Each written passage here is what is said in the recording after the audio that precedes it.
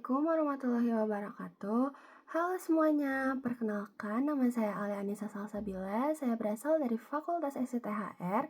Di sini saya akan mempresentasikan hasil karya tulis ilmiah kelompok saya yang berjudul Perbandingan Tingkat Konsentrasi Belajar Mahasiswa Antar Fakultas di ITB berdasarkan durasi waktu tidurnya. Nah, pertama saya akan menjelaskan latar belakang dari disusunnya karya tulis ilmiah ini, yaitu karena tidur merupakan kebutuhan yang paling penting bagi manusia. Tidur dapat membantu pemulihan mental, fisik, meningkatkan imun, memori, dan juga konsentrasi belajar seseorang. Seringkali pola tidur mahasiswa dianggap cenderung tidak teratur karena adanya aktivitas dan juga tuntutan akademik yang padat membuat mahasiswa lebih sering tidur larut, sehingga kualitas tidurnya pun menurun. Tentunya hal ini memiliki dampak terhadap pembelajaran, karena mahasiswa menjadi lebih sering mengantuk, kurang fokus, dan mengalami penurunan capaian akademik saat perkuliahan berlangsung.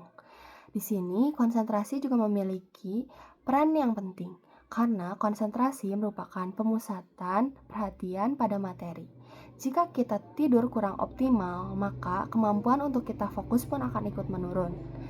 Jadi, fokus dari penelitian ini adalah untuk membandingkan pola tidur mahasiswa dan tingkat konsentrasi mahasiswa antar fakultas di Institut Teknologi Bandung.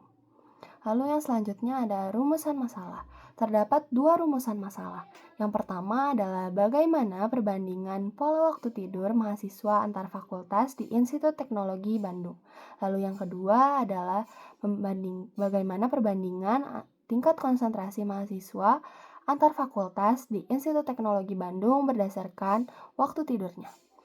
Lalu selanjutnya terdapat tujuan dan juga manfaat. Tujuan dari disusunnya karya tulis ilmiah ini adalah yang pertama, untuk membandingkan perbedaan durasi waktu tidur mahasiswa antar fakultas di Institut Teknologi Bandung. Lalu yang kedua adalah untuk membandingkan perbedaan tingkat konsentrasi mahasiswa antar fakultas di Institut Teknologi Bandung. Lalu manfaat dari penulisannya yaitu yang pertama, hasil penelitian ini diharapkan dapat menambah wawasan, pengetahuan pembaca dan juga peneliti mengenai perbandingan tingkat konsentrasi belajar mahasiswa antar fakultas di Institut Teknologi Bandung berdasarkan durasi waktu tidurnya. Lalu yang kedua adalah peneliti dapat melihat perbandingan pola waktu tidur mahasiswa antar fakultas di Institut Teknologi Bandung. Lalu yang ketiga, peneliti dapat melihat perbandingan tingkat konsentrasi mahasiswa antar fakultas di Institut Teknologi Bandung. Lalu yang selanjutnya ada ruang lingkup kajian. Yang pertama ada durasi waktu tidur mahasiswa dari beberapa fakultas di Institut Teknologi Bandung. Lalu yang kedua, tingkat konsentrasi belajar mahasiswa berdasarkan hasil kuesioner. Yang ketiga, perbandingan antara pola tidur dan juga tingkat konsentrasi antar fakultas.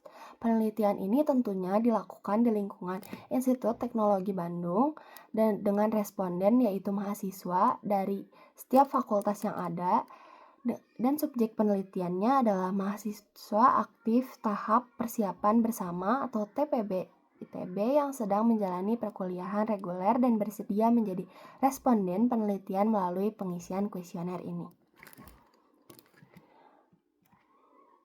Lalu yang selanjutnya ada metode pengumpulan data. Metode pengumpulan data yang dilakukan adalah metode komparatif analitis. Metode ini digunakan untuk membandingkan dua atau lebih elemen secara sistematis guna untuk menemukan antara persamaan dan juga perbedaan dari elemen yang diamati. Tujuan penggunaan metode ini adalah untuk mendukung penarikan kesimpulan yang valid berdasarkan hasil perbandingan antar objek yang satu dan objek yang lainnya. Lalu, objek yang dikomparasikan yaitu antara mahasiswa dari berbagai fakultas di ITB yang memiliki perbedaan pola tidur dan juga tingkat konsentrasi belajar. Lalu, variabel yang diamati yaitu durasi waktu tidur dan tingkat konsentrasi mahasiswa di setiap fakultasnya. Data yang dianalisisnya yaitu hasil komparasi yang dianalisis untuk melihat penyebab perbedaan menggunakan data pendukung dari sumber rujukan yang juga relevan. Lalu yang selanjutnya ada teknik pengumpulan data. Di sini kita menggunakan dua teknik, yaitu studi kepustakaan, yaitu untuk mengumpulkan teori, informasi, dan juga hasil penelitian sebelumnya dari buku, jurnal, artikel, serta publikasi akademik untuk memperkuat landasan teori dan juga kerangka berpikir penelitian. Lalu kita juga menggunakan kuesioner sebagai teknik pengumpulan datanya. Kuesionernya itu dalam bentuk Google Form yang digunakan untuk memperoleh data langsung dari mahasiswa tahapan persiapan bersama ITB sebagai responden yang sesuai dengan fokus penelitian.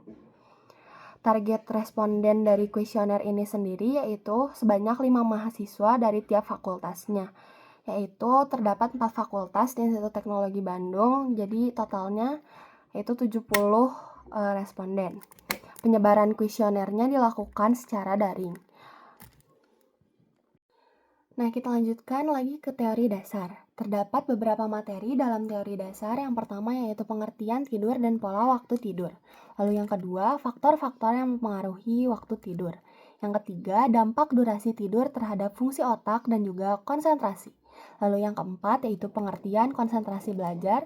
Dan yang kelima yaitu faktor-faktor yang mempengaruhi konsentrasi belajar. Nah, selanjutnya yaitu pengambilan data. Dalam pengambilan data ini, kami menggunakan data primer dari hasil pengisian kuesioner oleh mahasiswa TPB ITB Angkatan 2025. Kuesioner ini terbagi menjadi 3 bagian. Yang pertama yaitu identitas responden, yang kedua 6 pertanyaan terkait pola tidur, dan yang ketiga yaitu 10 pertanyaan terkait tingkatan konsentrasi.